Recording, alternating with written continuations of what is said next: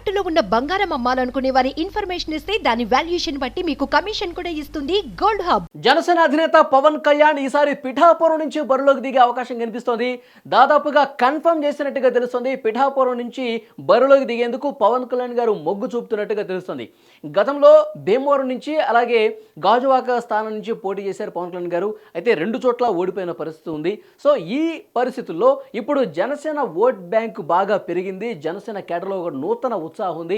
TDP Janasena పొత్తుతో ముందుకెళ్తున్న నేపథ్యంలో పవన్ కళ్యాణ్ గారు ఈసారి ఎక్కడ నిలబడ్డా గెలిచే పరిస్థితి ఉందని చెప్తున్నారు గోదావరి జిల్లాలో. సో ఈ నేపథ్యంలో పిఠాపురం నుంచి అయితే ఎక్కువ ఛాన్సెస్ ఉంది, భారీ మెజార్టీతో గెలిచే అవకాశం ఉందని చెప్పి కొన్ని సర్వేలు కూడా చెప్తున్నాయి. ఎందుకంటే పిఠాపురంలో కాపు సామాజిక వర్గం ఓట్లు 91,000 ఉన్నాయి. సో డెఫినెట్గా పిఠాపురం స్థానాన్ని ఎంచుకుంటే కనుక బాగా కలిసి వస్తుంది. ముఖ్యంగా కాకినాడ పార్లమెంట్ పరిధిలో ఉన్నటువంటి అసెంబ్లీ నియోజకవర్గాలన్నింటిలో కూడా పిఠాపురం స్థానం నుంచి పవన్ కళ్యాణ్ గారు పోటీ చేస్తే ఆ ఇంపాక్ట్ ఎక్కువగా ఉంటుంది.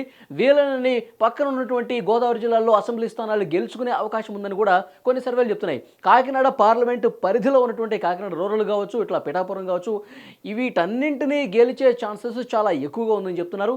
సో ఇక అధికారిక ప్రకటన రావటమే తరువాయి. ఎందుకంటే పవన్ కళ్యాణ్ గారు కూడా ఓకే చేసేస్తున్నట్లుగా ఒక ఇన్ఫర్మేషన్ అయితే వస్తుంది. ఈసారి ఇంకా 19 స్థానాలు ప్రకటించాల్సి ఉన్న నేపథ్యంలో ఆ స్థానాల ప్రకటనలో పిఠాపురం కూడా స్థానం ఉంటుంది.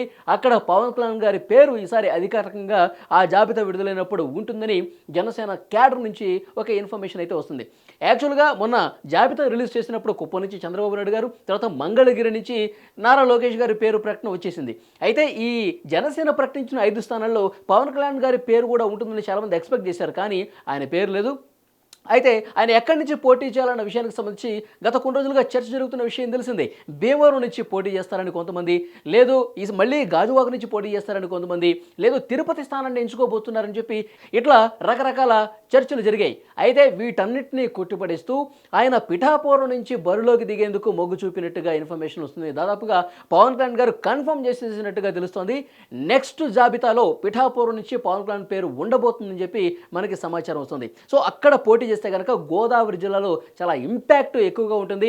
వీళ్ళని ఎక్కువ స్థానాలు గోదావరి జిల్లాల నుంచే సాధించే అవకాశం ఉంది. కాబట్టి డెఫినెట్గా ఇది ఒక మంచి ఫ్యాక్టర్గా, ఒక మంచి స్థానంగా జన సైనికులు కావచ్చు, జనసేన పార్టీకి సంబంధించిన శ్రేణుల నుంచి ఇన్ఫర్మేషన్ అయితే వస్తుంది. ఇక ఈ 2-3 రోజుల్లో భారతీయ జనతా పార్టీ వస్తుందా రాదా అన్న విషయానికి సంబంధించి ఒక క్లారిటీ కూడా రాబోతుంది.